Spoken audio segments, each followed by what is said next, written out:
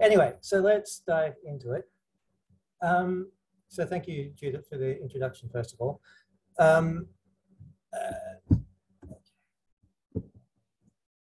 Okay, there we go. So as Judith mentioned, I'm going to talk mostly about how I see ISOLDE and model building going forward in the age of accurate structure predictions for most proteins, at least. But before I get into that, a very brief introduction for people who haven't seen it about what is ISOLDE. So it's a plug-in extension to UCSF Chimera X. And yes, it is based on GPU-accelerated molecular dynamics, but the aim of it is primarily to use that molecular dynamics engine as essentially an improved restraint library as such, to make the task of model building feel as much as possible like you're working with a real model, so that all the atoms are behaving, are following Newtonian physics as you work with them. And as you see in the little demonstration here, a few of the features it has is a live geometric validation of your Ramachandran and Rodimus status of protein residues, and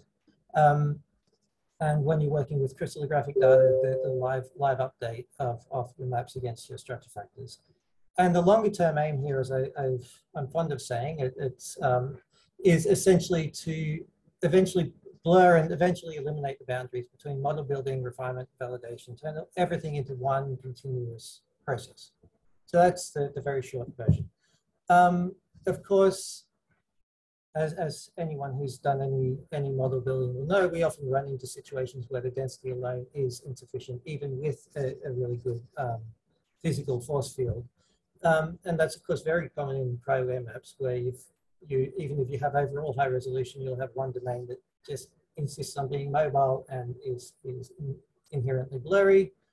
And in crystallography, once you start to get beyond 3.5 angstroms, where your side chains and really start to disappear, then you really need to start restraining to an existing reference structure. And prior to AlphaFold, my advice would have always been to find something with identical sequence or a very close homologue.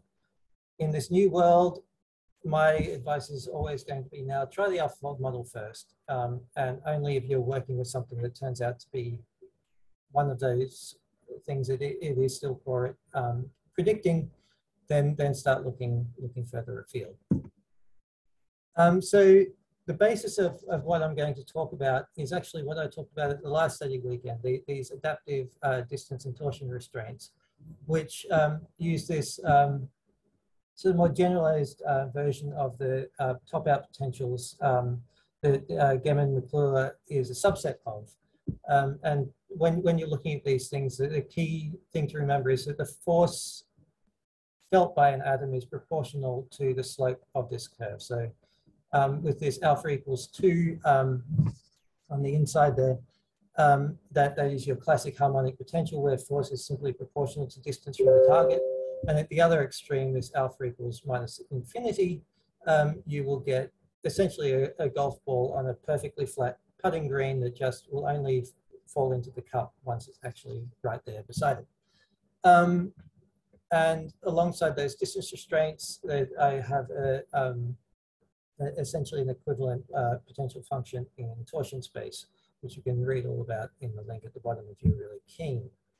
Now, the one thing that, so the key thing that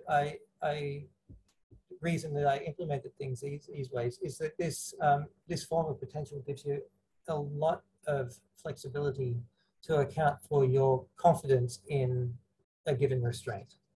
Now, the problem I always had was actually defining the confidence in a given restraint when your reference model is a crystal structure is actually really, really difficult.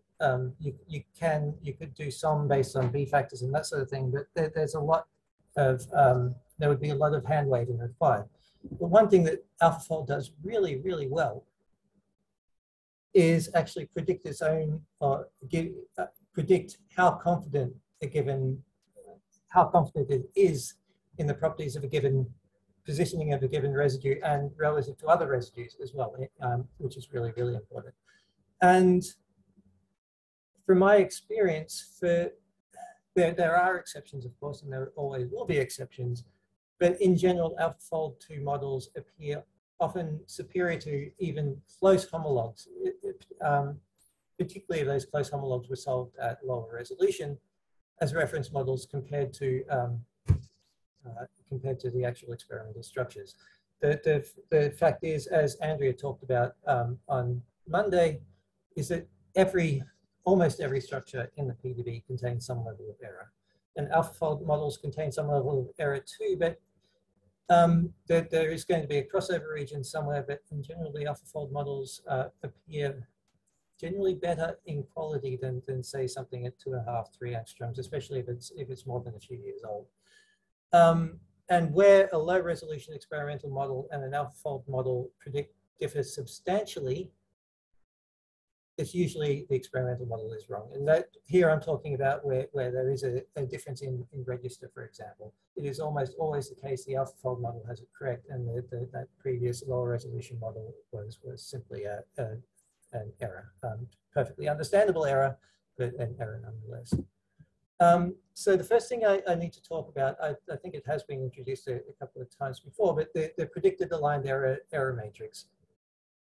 So because it has been introduced, I'll just be very quick about it. But essentially, this is just every point on this matrix is giving you a value for the predicted error when you align your model on one residue and look at where the other residue is likely to be. And that's a really valuable source of information about the model, particularly for two reasons. One, decomposition into domains, which has been covered in the talk about Phoenix.process predicted model, but also for my purposes in ISOLDE for weighting of distance restraints. But one thing I do find interesting is that the scale bar on the standard image that you see on the AlphaFold database is that maxes out at 30 angstroms, which is interesting, but not really so interesting for model building purposes. So it's really the interactions with PAE values below 4 angstroms that I am most interested in for the purposes of restraint. So that's what that same matrix looks like when you limit to those values. So now the way that I adjust the weights on the restraints may well change over time as I explore things further, but this is how it's done at the moment. So essentially as the PAE predicted aligned error gets larger, the restraints now get both weaker and fuzzier. So the fall off with distance gets stronger and stronger. And so down the bottom, we're seeing three plots for 4 different PAE values. The strongest one there is the minimum PAE value of 0.2. The green is the maximum for my purposes of 4 angstroms. And the 3 plots here are for when the target distance is 2, 4, or 8 angstroms. 8 angstroms is the maximum that ISOLDE restrains by default. So when you use the command now, ISOLDE restrain distances, use confidence true with an AlphaFold model, it will automatically adjust each and every restraint according to this scheme. And similarly, for the torsion restraints, rather than using the PAE values here, we use the predicted pLDDT, which being a prediction of the immediate local, the confidence in the immediate local environment of a given residue, is a good proxy for its confidence in torsion values. So a similar idea. As for a predicted pLDDT of 100, we have what's essentially actually a slightly stronger than a cosine function. As we drop down to the pLDDT of 50, then we have the golf ball into a cup scenario. And below that, we just ignore those. We don't restrain at all. So 2 primary applications of this. The first one is probably going to be the biggest one going forward, to be honest, is of course building new models, where the way I see the workflow working in most cases into the future is you'll generate or fetch pre-calculated AlphaFold models. You will, if necessary, decompose those into rigid domains. and use those either for molecular replacement in crystallography or just direct docking in cryo-EM. Restrain those using the restraints I've just talked about and settle those into the density. And one option I am exploring, I won't go into too much detail now, is essentially using those docked rigid models as the targets to refit the original entire model to avoid the need for lots of tracing to actually allow those flexible regions in between to settle more naturally. Now there is a worked example of that that general process in ISOLDE, in the ISOLDE 1.3. Just the command ISOLDE shoot for ISOLDE tutorial, and then choose the top-down modeling with AlphaFold, and there's a 4-domain model refitting into cryo-EM density, which goes really quite nicely. But the one I'll show a bit of today actually is this second one, which is I'm using here, one, because it's actually a crystallographic example, but also two, because it's the more fun one to actually, it shows. Just watching a good model fall into density is not that exciting, but watching a older, lower quality model improve, I find much more enjoyable. So here, for example, you might, there's many reasons why you might want to do this, particularly if it is the only existing example of that structure and you're really keen on finding out more about it. You take the original model from the PDB, you fetch the matching AlphaFold model, which is, if it's pre-calculated, is a trivial thing in chimerics these days.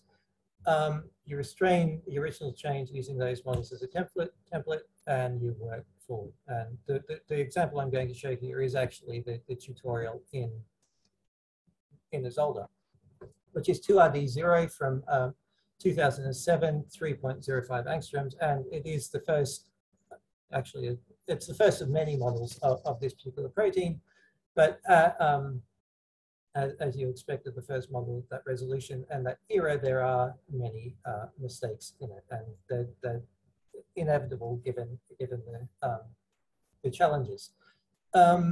Now, this is a bit of a toy example because, as I said, there are many higher resolution structures of exactly the same protein, but I think it gives you a good example of the overall process. So, so the video here, I've started it in real time to give you an idea of the timescale of this as well. So the first parts of the tutorial are just looking at what happens if you just settle this thing without restraints. But what we're going to start with is actually fetching the AlphaFold model, so that chimerics pulls down the matching models from the AlphaFold database and automatically aligns and colors them by confidence. And then the commands for this are a little bit long-winded. No idea why I was scrolling up and down there. But here they're clickable links in the tutorial to make things easier. So here we're restraining the torsions against the model.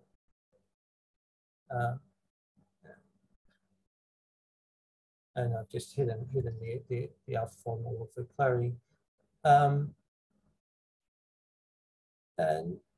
then just to give you an example, this is the sort of situation where I think these models really help. Here we have these two leucine residues, which are both serious outliers, but actually look to fit the density really nicely. And AlphaFold actually, you can see from the torsion restraints that it's going to want to flip those around and fit the to the more common rotamer. Now we're adding the distance restraints. Those are a little bit more time consuming and a little bit more noisy as well. What we'll do in a minute is add a command to run a command to hide all the ones that are actually satisfied, so that when we start the thing moving, we'll get a better idea. But as you can see, this is a fairly large model with a fairly substantial cobweb of restraints going on there. One more minute, Tristan. 1 minute remaining. Okay, I'm just going to jump forward a little bit then. Yeah, oops, I didn't want to jump that far. Let's see how we go. So the last thing I wanted to show here, just go very briefly through this a little bit, just so once the overall settling is done, we have these ideas. The purple restraints here are showing you where they're very unsatisfied. And you can get in here and play to your heart's desire, really, because if you make a mistake, the restraints are always trying to help you pull things back in. So in this particular model, there are multiple regions that are way out of register. These restraints can't actually solve it directly for themselves, because linear restraints are really a little bit dumb in that respect. And hopefully in the longer term, I'll find ways to actually automatically make that happen. Anyway, this just really brief overview of the worked example. So after doing one pass, essentially about 20 minutes to fix up all the really gross errors, and then another couple of hours just tweaking to find the details, we get to the statistics here. Second pass, it was rather interesting, actually pulled the entire extra domain that I wasn't previously aware was there in the density. This was done a few days ago. I finally actually worked through the whole thing. So this is the original map of 2ID0. After that first round of refinement, we can see that the density is there for it. And that's the domain that was actually modeled by AlphaFold in essentially that position that falls into place and refines.